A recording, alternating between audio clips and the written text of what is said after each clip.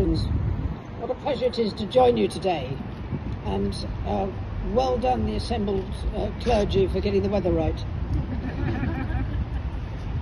It's a very difficult thing to define and a very easy thing to forget, the Battle of the Atlantic.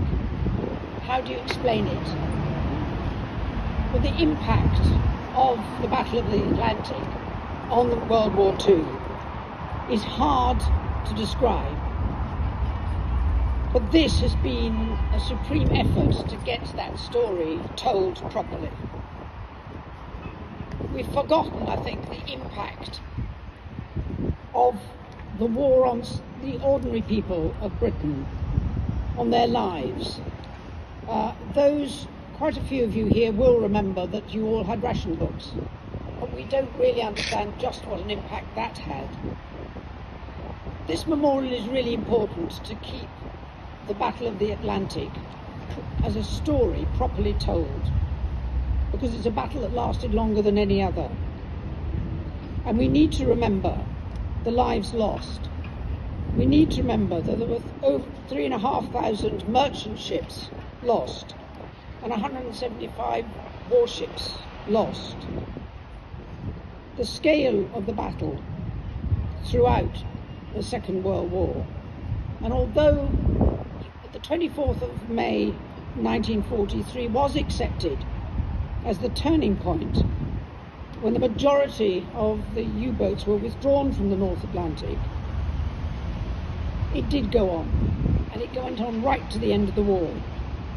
And we must not also forget that 70% of those U-boat crews were lost as well.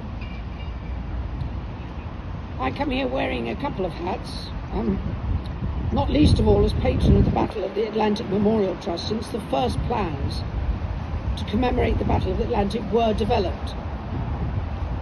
And I'm so glad that this garden is now here to tell that story. I also come with my hat as the Wren's senior officer and master of the Corporation of Trinity House. And I'm delighted that these stories are being told together. A monument probably would have been difficult and inappropriate. We can also remember here that it was home for the families of those who went to sea, the hundreds of people, I have to say mainly Wrens, who gave tactical support to the convoys from the western approaches HQ, just round the corner from here, and very much a part of this story. But above all, can I thank the chairman, committee, supporters for their sheer persistence as well as good judgment on how to tell this story. The Battle of the Atlantic was a victory.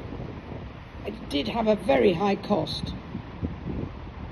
But we can celebrate not just the success in bringing ships here with everything that was needed to supply the Allies, but also to feed the nation. And that, too, was a triumph of international cooperation. So thank you all for wanting to keep this story alive and doing so in such an interesting way. I'm delighted to open this garden, and I sincerely hope there will be a great many people who will want to come and contemplate the impact and the effect of the Battle of the Atlantic, the people who were lost. Thank you for joining us today.